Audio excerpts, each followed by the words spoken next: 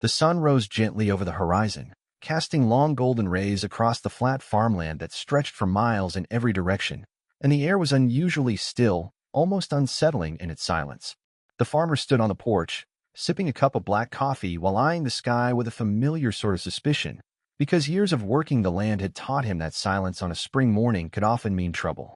There was a weight in the air, thick and pressing, the kind that made the birds quiet and the dogs restless, pacing back and forth as if they could sense something no human yet could. Clouds began forming in the distance, dark and rolling, heavy with more than just rain. They swirled low and fast, tumbling like waves of smoke in the sky. By noon, the wind had picked up, sharp and strong, rattling the tin roofs of the barns and whipping the tops of the corn stalks into a blur of motion. The local radio station was full of static, but the warnings came through clear enough. A supercell was developing and tornadoes were likely. The farmer stepped into the barn and quickly double-checked the generator, ensuring it was fueled and ready in case the power went out, while also checking on the hayloft and making sure nothing loose could be caught by wind if the roof gave way. He could feel it in his bones, the kind of storm that tore up entire counties, not just fences or a few shingles. Meanwhile, across the gravel road and past the thin line of oak trees that separated one farm from the next, the other farmer was also staring at the sky, but with growing panic and not nearly as much preparation. The other farmer's voice shook as he talked to someone on his cell phone, pacing erratically outside the farmhouse, not even noticing the animals that had grown skittish in the nearby pens. Chickens clucked in nervous bursts, horses stomped their hooves and whinnied, and the cows huddled near the gate, their instincts flaring up like an alarm bell. By early afternoon, the clouds had darkened to a deep charcoal, tinged green with that ominous glow that locals knew all too well. The farmer could now hear sirens from a nearby town, that long, low wail that signals everyone to get underground, to take cover, to expect the worst. Still, the farmer hesitated, not out of fear, but out of instinct and responsibility, staring at the field where his crops lay vulnerable and the animals that depended on him to think clearly and act fast. At the same time, the other farmer had thrown a suitcase into the back of a dusty pickup truck and was now screaming into the phone, something about needing to get a family on the other side of the county before the roads closed. There was no time to waste, and panic had gripped the other farmer so tightly that logic and responsibility were drowned out by the roar of dread. As the wind picked up speed and tree branches began to snap like twigs, the farmer saw the other farmer slam the truck door, rev the engine, and speed off down the gravel path, leaving gates open, barns unlatched, and animals abandoned. The storm was no longer approaching, it was here. Thunder cracked across the sky like a gunshot, and the earth seemed to tremble with every rumble. Dust kicked up in great plumes along the fence lines, and metal sheets from old equipment began to lift and twist. The farmer knew the tornado could touch down at any second. It might pass, or it might come straight through both farms like a freight train with no brakes. As he turned to run to his storm shelter, something caught his eye: the wide-open barn door across the road, the loose gates swinging wildly, and the frantic cries of animals who had been left behind. His heart pounded, not just from the fear of the approaching storm, but from a rising sense of duty that overshadowed even his own safety. There was no telling how much time he had, maybe minutes, maybe seconds, but he couldn't ignore what was happening just beyond his fence line. All the drills, all the advice, all the years of being told to get low, get underground, save yourself rang in his head, but they were drowned out by the sight of animals huddled in confusion and fear. The tornado sirens blared louder, echoing across the plains like a war cry, while the sky above the other farmer's land began to swirl in tighter, angrier circles. With each second that passed, the wind tore louder through the trees, bending their trunks and tearing leaves into a storm of their own. Still, the farmer couldn't move. He gripped the edge of his porch rail, knuckles white, eyes locked on the helpless animals. Every instinct screamed for him to get inside, get underground, but one louder voice inside reminded him of what it meant to be a farmer, a caretaker not just of land, but of life. He could feel the deep rumble in the earth now, like some ancient beast stirring below the ground, and the clouds formed a dark funnel, beginning to drop from the sky. The other farmer was gone, already far down the road, his taillights disappearing into the haze of dust. There was no one left to care for those animals, no one but him. A gust of wind tore a loose shutter off the farmhouse behind him, sending it crashing into the side of the barn with a sharp bang, but the farmer didn't flinch. His mind had already made the decision, his body was just now beginning to act on. The danger was here, it was real, and it was unforgiving, but so was his sense of duty. And with that thought, The farmer bolted from the porch, heart pounding not just from fear, but from resolve. The storm was about to test everything he stood for. The wind howled like a living creature, wild and erratic, sweeping across the fields and rattling the glass panes of every window it passed. Dust was kicked up in great choking clouds, obscuring the road behind the other farmer's speeding truck as it skidded around the curve and disappeared into the murk. The other farmer had made the decision in less than 10 minutes, frantically throwing clothes, papers, and a handful of valuables into the back seat, barely looking back at the home that had taken years to build. It was as if the coming tornado had reached into his chest and gripped his heart, squeezing out every drop of rational thought until only instinct remained: run. In the scramble, barn doors were left unlatched, feed buckets overturned, and the heavy gate that kept the cattle from wandering into the road was left swaying in the rising wind. The animals sensed it all, their instincts sharper than any man's, and they crowded together in tight groups. Cows pressed flank to flank, pigs squealed and jostled in their pens, and the horses reared in agitation, eyes wide and nostrils flaring.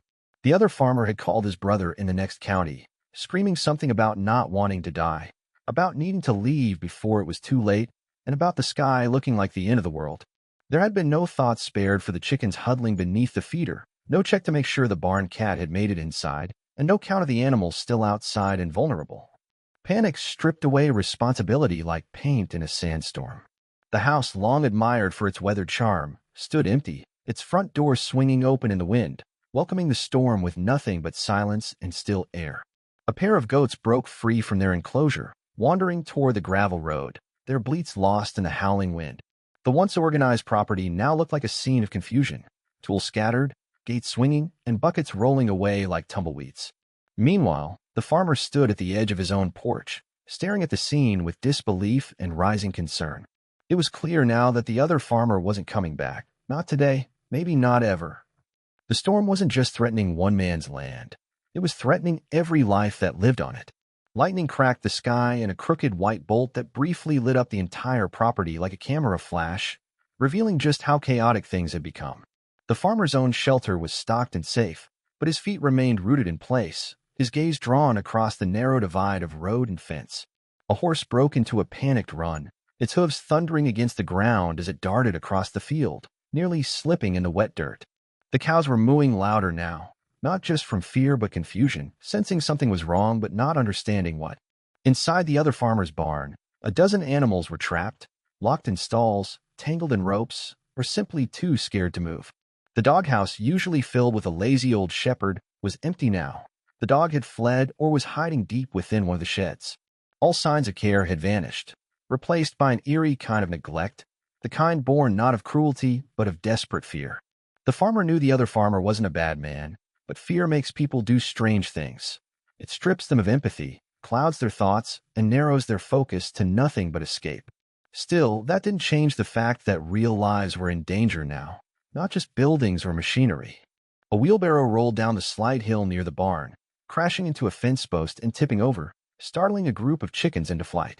The animals were growing louder, their cries a chorus of confusion and dread that drifted across the field like smoke. The storm, now within a mile, had taken on a new voice, a low, deep rumble that didn't belong to thunder. The clouds above the other farmer's land twisted in slow, ominous spirals, dark and dense, pregnant with fury.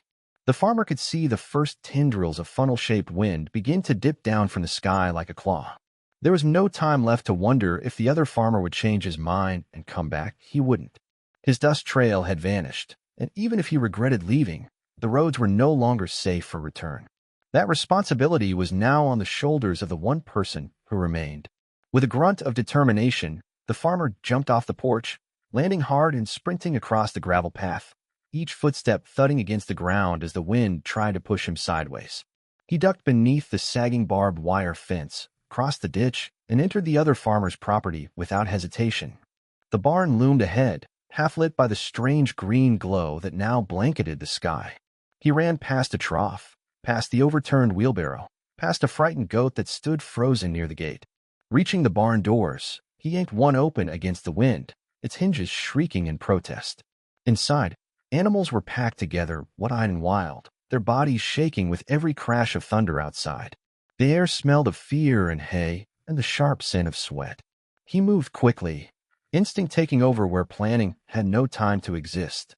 Ropes were untied, stall doors opened, and frantic animals guided out with calming murmurs and firm, steady hands.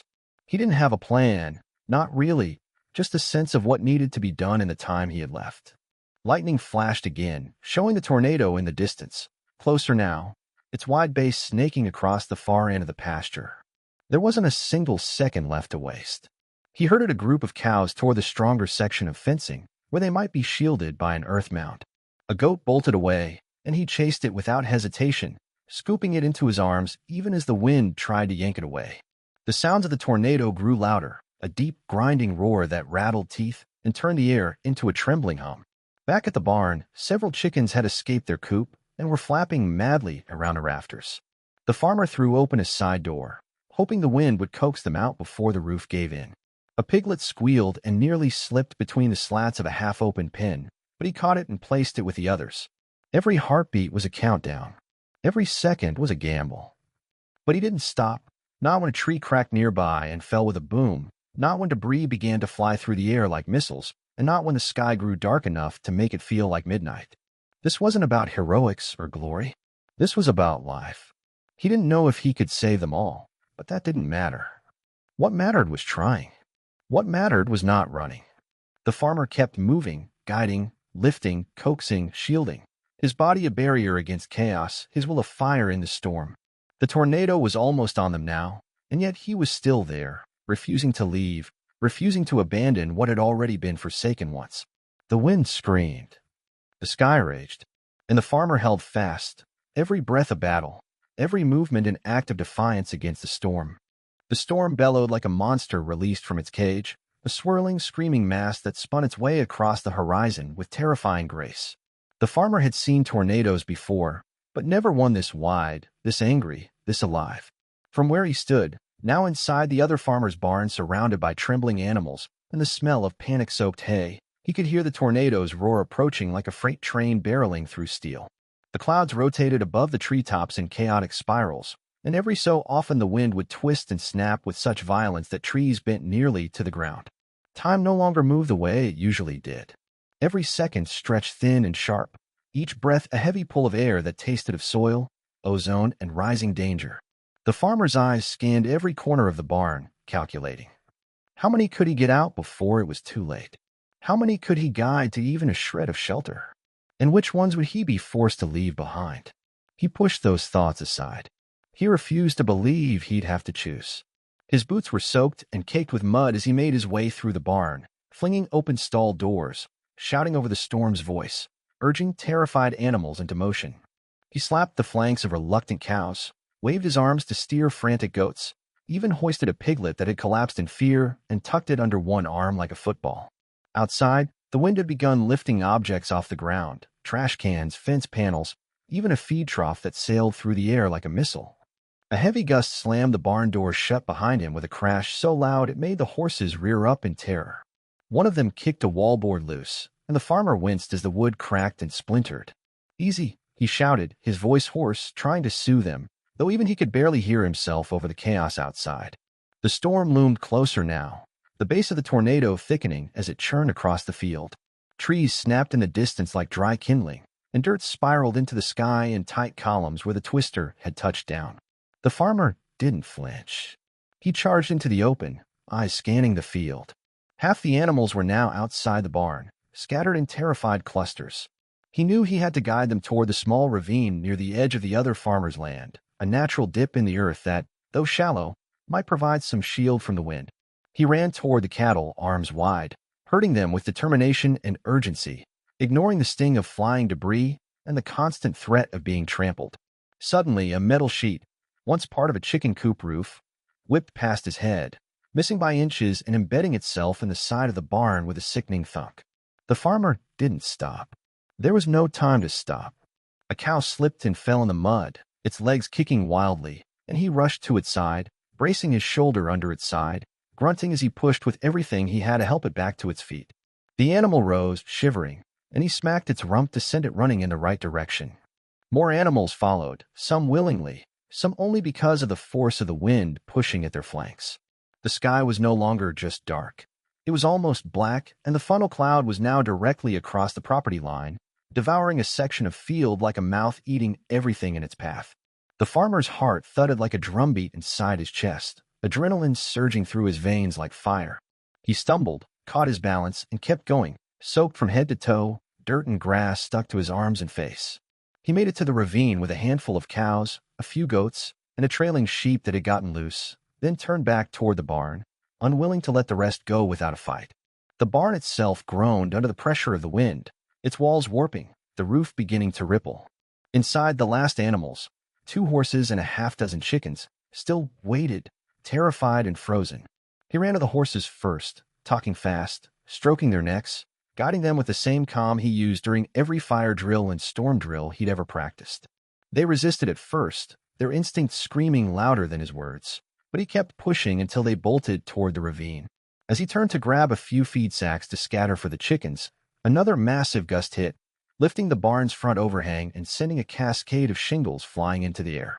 The farmer dove to the side just in time to avoid a falling beam, crashing to the floor and covering his head with both arms as dust and splinters exploded around him. He coughed and rose again, stumbling to his feet with a wheeze, one eye swelling shut from a blow he hadn't even noticed in the moment. Still, he moved, grabbing a shovel to wedge open the back door of the barn, waving his arms to drive the last chickens out toward what little safety remained. One refused to move, huddled in the corner beneath a feed barrel, and he crouched low, scooped it into his arms, and tucked it under his shirt without thinking. When he emerged from the barn, the tornado was closer than ever, so close now he could see the debris within it spinning, see the small trees and fence posts whipping around like toys. He ran. There was no grace in his movements anymore, just raw survival. His legs burned, lungs ached, and the wind pushed against him with the force of a crashing wave. The ravine came into view just as the first parts of the barn began to lift from their foundation. With the last of his energy, he leapt into the shallow ditch, still clutching the chicken, landing hard in the mud beside a cluster of wide-eyed livestock. Above him, the sky howled, the tornado thundering past like a screaming train. Debris flew overhead, and the earth shook. The noise was deafening. The air vibrated with power. The farmer didn't move. He couldn't. He just held on, arms around the smallest of creatures, pressed into the ground as the storm tore past. Time blurred. Minutes stretched into what felt like years. Then, as quickly as it had arrived, the tornado began to pass. The roar softened. The wind lost its teeth. The sky lightened by shades. The storm moved eastward, leaving in its wake silence, then distant thunder, then only the whimpers and bleats of the animals huddled with him. The farmer sat up, coughing, trembling, covered in grime and sweat and blood and feathers. Around him, the livestock stared at him, not with understanding, but with the silent trust of creatures who knew they had survived. He looked back toward the barn. It was gone, flattened. The fence lines were shredded, debris scattered across the entire property like a graveyard of metal and wood. But they had made it. Somehow they had made it. And in the eerie quiet that followed, the farmer finally allowed himself a breath, not one of relief, but of exhausted gratitude. The tornado had moved on, but the damage it left behind clung to the land like a scar that would never fully heal. Pieces of the other farmer's house were strewn across the field, shattered windows, roofing panels twisted like pretzels, wooden beams spear into the dirt at impossible angles. The barn, once sturdy and alive with noise, had been flattened into a tangled mess of debris, and its ruin marked the very spot where the farmer had stood only minutes earlier. The livestock that had been saved now wandered, dazed and frightened, across the battered property, some limping, others calling out to animals that hadn't made it. The farmer sat in the muddy ravine, soaked through and trembling, his arms wrapped around his knees as the chicken he protected nestled quietly in his lap. He didn't let himself feel anything, not yet. Not sorrow, not pain, not pride. The adrenaline hadn't worn off, his body was still in crisis mode, mind scanning for the next danger, for anything else that needed to be done. Then he heard it, a faint, broken sound rising above the groan of bent trees and flapping sheet metal. It wasn't the wind or the thunder still grumbling in the distance. It was bleeding. Faint, desperate, and coming from the northern pasture, which the tornado had only just clipped as it passed. The farmer stood with effort, every muscle screaming in protest, and looked in the direction of the noise. A fence had been torn completely from the ground, and several animals had wandered beyond it, into the far field that bordered the dense woods. He squinted and could make out movement, small, scattered shapes limping or dragging themselves along the muddy terrain. His heart sank. There were more out there. Injured, lost, scared, and exposed to whatever came next. He couldn't rest. Not yet. He handed off the chicken to a trough full of straw, gently placing it inside, then scanned the wreckage for anything useful, a rope, a stick, a broken board. He found an old grain sack and tore a strip from it, tying it around his swollen eye to keep it open just enough to see. Then he began limping toward the broken fence line, moving with the determination of someone whose body had long stopped listening to pain. The northern field was a mess of churned-up mud and splintered wood, and scattered among it were goats, sheep, and 2 calves, all of them struggling in one way or another. One goat had its leg caught in a coil of barbed wire, bleeding with every twitch, while a sheep lay, half buried in a collapsed trough. The farmer's boots sank with every step, suctioned by the muck that had turned the earth into a swamp. He reached the goat first, dropping to his knees in the mud and carefully prying the barbed wire loose, flinching as it bit into his hands. The goat stumbled once freed, then darted toward the tree lean, but the farmer didn't chase it. His focus had shifted to the sheep.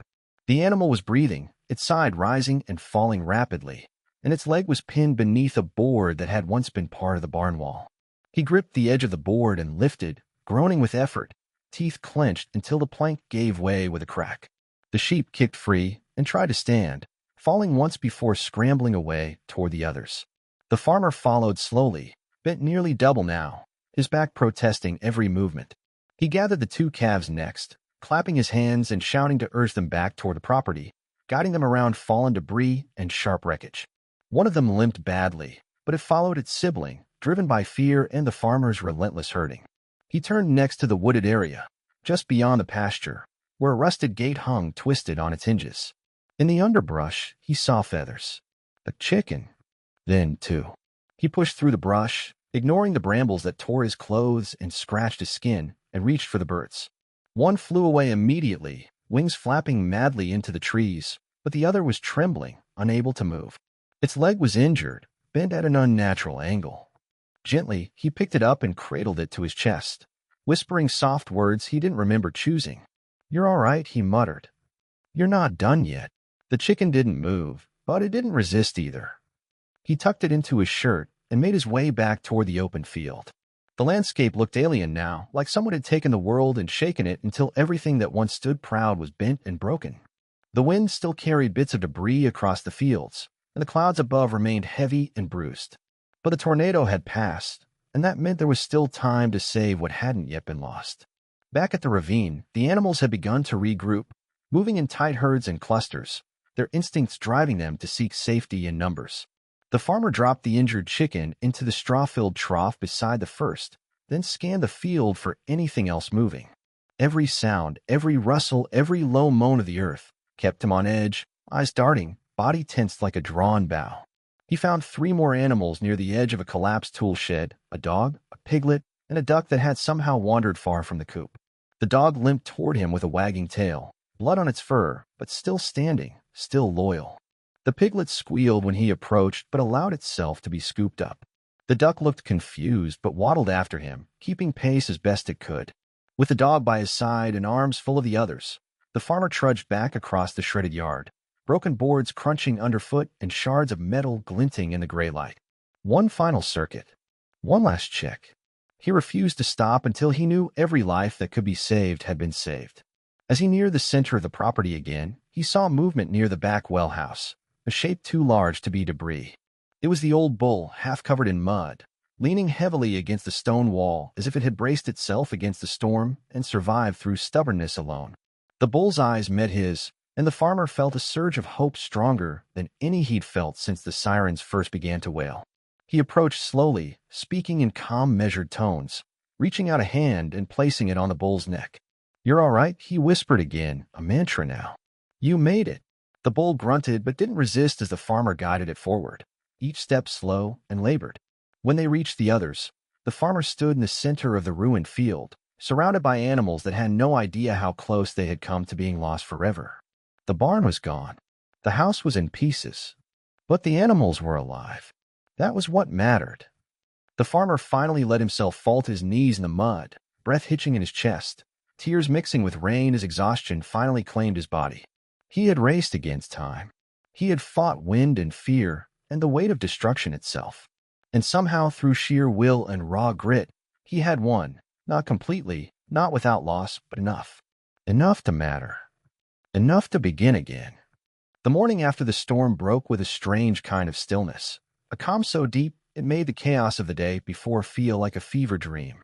The sun rose slowly behind a curtain of haze, casting weak light over a landscape that looked as if a giant hand had reached down from the heavens and torn everything apart. The once proud barn was now a heap of jagged boards and splintered beams, its familiar red paint buried beneath a layer of gray dust and wind-driven mud. The other farmer's house, or what remained of it, leaned awkwardly, its front door hanging from one hinge and shattered glass glinting like broken stars across the porch. The field fences had been stripped from the earth, wooden posts snapped and wire curled like vines around the trunks of battered trees. And yet, despite it all, the land still breathed. The wind had died, the sky had cleared, and the animals, though bruised, scraped, and dazed, were alive. The farmer woke in the dirt, his back pressed against a feed trough, one hand still resting on the dog's matted fur. Around him, a handful of cows stirred, goats nudged each other curiously, and a pair of chickens pecked absently at the wet ground. He sat up slowly, groaning as every muscle reminded him of yesterday's war with nature. His body ached, his clothes were torn, his lip was split, and the band of cloth around his eye was soaked through with dried blood. But he was alive, and so were they. He stood and scanned the field again, counting, naming, checking, and rechecking, his mind stuck in survival mode. The ravine had held up through the worst of it, shielding most of the herd from the wind's wrath, and the few that hadn't made it that far now wandered back slowly, drawn by familiarity and the scent of others. He moved through them with quiet urgency, checking hooves, pressing hands to ribs, whispering encouragement to trembling animals like a shepherd guiding his flock home after a long exile. By midday, the sound of engines came rolling up the dirt road, pickup trucks from neighboring farms, emergency crews, a fire truck, and a lone county deputy in a mud-covered cruiser. The vehicles pulled to a stop one by one, their passengers stepping out with wide eyes and cautious voices, the shock visible on every face. Some had come to check on the other farmer, unaware he'd fled. Others had seen the funnel from miles away and feared the worst. But what they found instead was the farmer, muddy, bloodied, bruised, and standing tall in the center of it all, surrounded by dozens of animals that by all rights should have perished in the storm. The deputy approached first, head in hand, his voice careful. "You all right?" he asked. The farmer nodded. "Just once. No need for words. Everything hurt. Everything had changed. But yes, he was all right." The others walked the property in stunned silence, eyes taking in the destruction, the twisted ruins of the barn, the mangled fence lines, the debris-strewn field.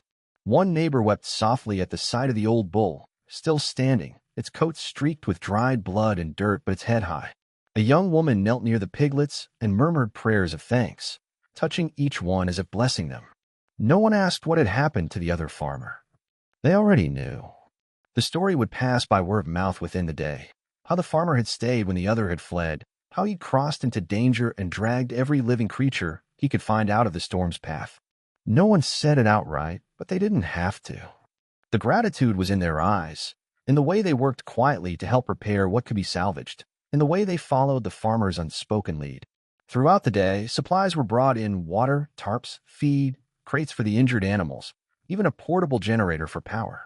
Volunteers began hauling debris, salvaging what they could from the barn's remains. A neighbor brought extra fencing to begin rebuilding the north pasture. Another donated medicine from his own livestock supply. The farmer moved through them like a ghost, his mind focused entirely on the animals, his hands constantly busy, bandaging, feeding, calming, counting. At one point, he caught sight of a small crate set in the back of a neighbor's truck. Inside was the chicken he'd tucked inside his shirt, alive and surprisingly calm, now pecking softly at a handful of cracked corn. He smiled for the first time in hours. A small, tired, barely there smile, but a smile nonetheless. Late in the afternoon, the other farmer returned. His truck was coated in dried mud, and his eyes were wild and wide with guilt. He parked crooked near the broken fence, stepping out slowly as if unsure of the ground he stood on. For a long time, no one spoke. The other farmer walked the property in silence, staring at the ruins of his barn, the pieces of his home, the scattered remains of a life he'd abandoned in panic. And then he saw them, the animals, alive, standing, walking, grazing, looking back at him without judgment. He turned to the farmer, his voice catching in his throat. "You saved them," he said, barely audible. The farmer didn't respond right away. He didn't need to. He simply nodded again and continued wrapping a horse's leg with a clean bandage. The other farmer knelt beside him, not saying another word, just working, trying in his own way to rebuild what his fear had torn apart. The sun began to set over the battered landscape, painting the sky in streaks of gold and red. The day had been long, painful, and filled with more emotion than anyone could fully process. But it had also been proof that courage doesn't always look like a hero with a plan. Sometimes it looks like a man covered in mud, carrying a piglet under one arm and a chicken in his shirt, running straight into a storm that everyone else fled from.